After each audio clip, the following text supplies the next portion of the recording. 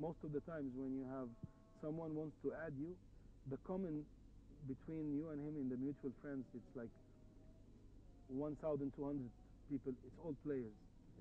So all the time they are writing Sharm el-Sheikh by the beach, Sharm el-Sheikh under the sea, and Sharm el-Sheikh, here is the chorus, taking it's like pictures. Promotion. It's like promotion to Sharm el-Sheikh. You are promoting Sharm el-Sheikh without doing any effort, more than just start going in the television here, local televisions, and keep talking and talking and talking. And at the end, you are putting the sign up on the screen against terrorism. So people, how they will come if you are putting against terrorism? Egypt fighting against terrorism. Egypt fighting against terrorism.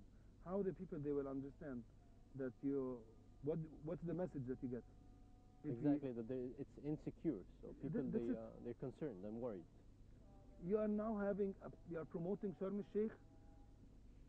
The players are promoting Sharm el-Sheikh, and they are paying money to come to Sharm el-Sheikh, buying flights, paying hotels, food, buying from the shops, spending lots of things here, and also promoting Sharm el-Sheikh. What more do you want?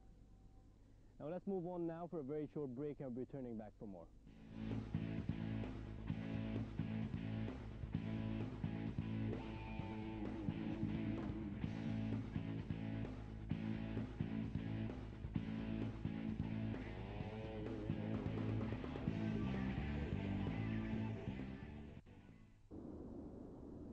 Henrik Stenson capped a brilliant year on Sunday, winning the season-ending DP World Tour Championship in record fashion and also becoming the new European #1. The Swede shot a stunning round of 8 under par 64 in blustery conditions on the earth course of Jumeirah Golf Estates for a 4-day total of 25 under par 263. That beat the previous lowest tournament total by 2 shots and matched the largest victory margin by Lee Westwood in 2009. England's Ian Poulter shot a second consecutive 6 under par 66 to finish second on 19 under par 269, while France's Victor Dubisson could not get on a birdie run on the final day and finished third at 17 under par 271 following a round of 71. For Stenson, it amounted to a double-double. He had earlier won the Tour Championship in Atlanta on the PGA Tour and the FedEx Cup, and he achieved similar results in the European Tour as well.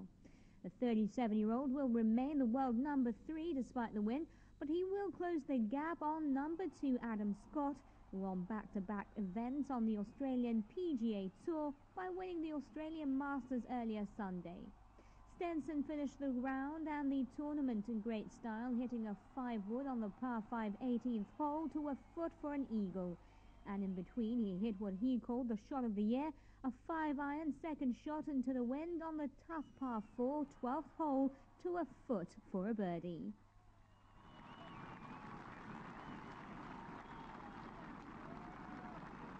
No, it's going to take another little time to sink in. I mean, it's been a great week here in Dubai for me. I came here with a purpose and I achieved more than that. You know, the most important thing was to win the overall, but in trying to do that, I knew if I win the tournament, I will take care of everything. And, you know, I just played amazing golf this week and I managed to beat the guys by quite a few in the end. Amazing golf, and you've done it in a minute. You know, he's played exceptional golf the back end of the year, simply incredible, flawless to be honest with you, and could have even been better. So you know, the guy's the hottest player on the planet right now, and all credit to him. What next for Ian Poulter? More in the same? No, I think it's going to take some golfing to manage to top it as well. So, you know, it was a probably once in a lifetime opportunity to achieve this, and I managed to take it. So, you know, I'm very, very happy with that, and I'm going to be tired. I'm very pleased. You know, I owe a big thanks to my team for all they've done for me, and yeah, it's been a dream season for me. Do you get a greater appreciation? Yeah, I mean, I'm pretty proud. You know, it's been a good 4 weeks. You know, trying to make sure I have a big push for the back end of the year. I've done that really nicely. I would have expected, with my form, to have won, you know, at least one of these last 4 events with as many birdies as I've made. I mean, you know, I've come up against some stiff opposition in the last 4 weeks, and guys have beat me fair and square. So there's not a lot you can do about that, but be pleased with the form I'm in.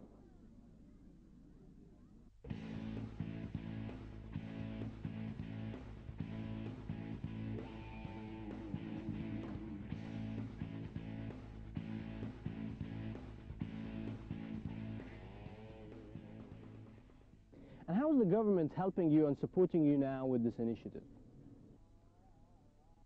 The only support I'm taking is from the Minister of Tourism, Shams Azua, but still the support is like this. But at least he's the only one who's giving us support.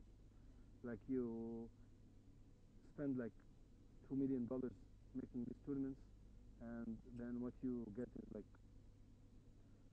$30,000 from all this as a financial support. And when you take them on long terms. So it's even, but at least he's trying to help. I know he can help more, and I know the other ministers can help more. Minister of Sports, Minister of Youth, he's here with us in the tournament. He came to support and watch, and we really appreciate this from him.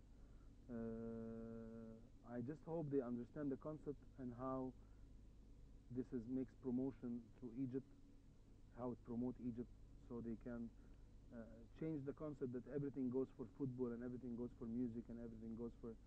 We need something for this sport and for promoting Sharm el-Sheikh. Also, there is another side from this.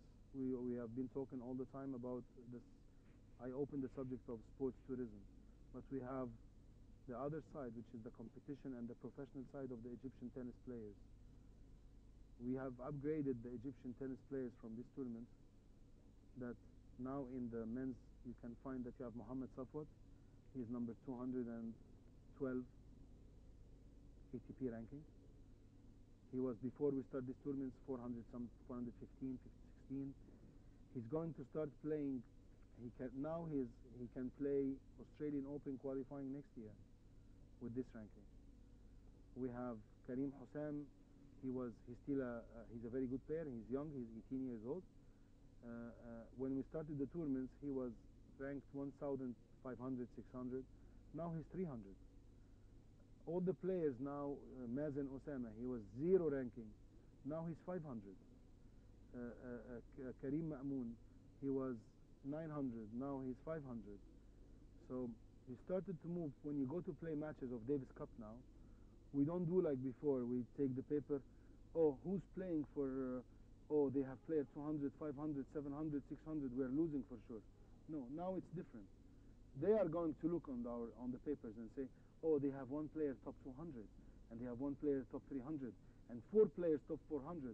It's a tough match. They are coming now, and they have doubts of winning or losing. Not like before. We used to go everywhere.